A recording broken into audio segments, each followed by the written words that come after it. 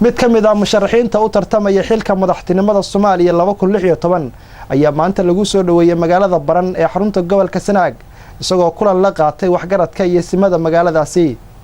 faafaynta warkan waxa magaalada Baran nooga soo diray wariyeena Maxamed Axmed Cagmadhige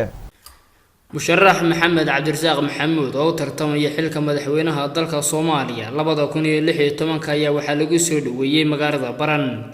maamulka degmada Baran iyo qaar ka mid ah bulshada magaalada Baran ayaa musharaxa waxay kaga hortageen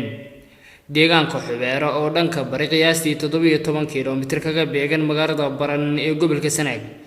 musharax Maxamed Cabdirasaaq ayaa mid waxa uu qacan qaaday dadweynaha soo dhaweeyay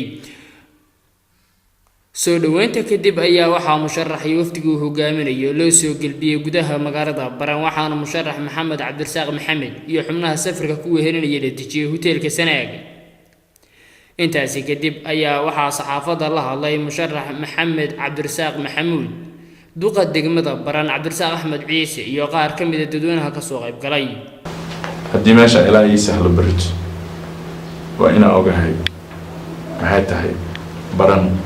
baahida ka jirta iyo maxaa looga baahan inaan maxaan rabaa xoggaal noqdo si aan dadka ugu shaqeeyo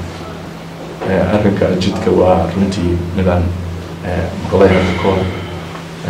maantana aan arkay soona maray insha allah waxaan rajeynayaa hadda dadaalka ugu jiro inuu miro dhalo anigana ama aan hel ama waaye mid aan maaragtay ka geysto wixii aan ka geysan karo shakhsi ahaan ha ahaato ama hay'ado kale ama wixii aan markaas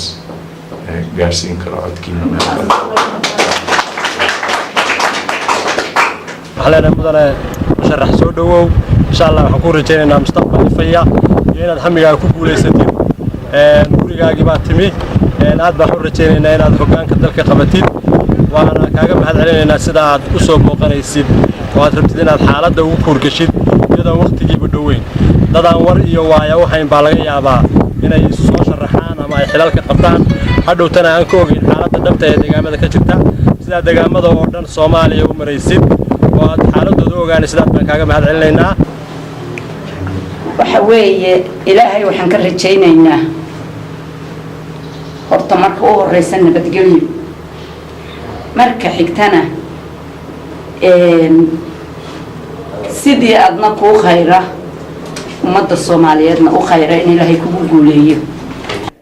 waxaana ugu dambeyntii musharax uu aan baxay qaar ka mid ah deegaanada iyo degmooyinka hoos yimaada magaalada Baran ee gobolka Sanaag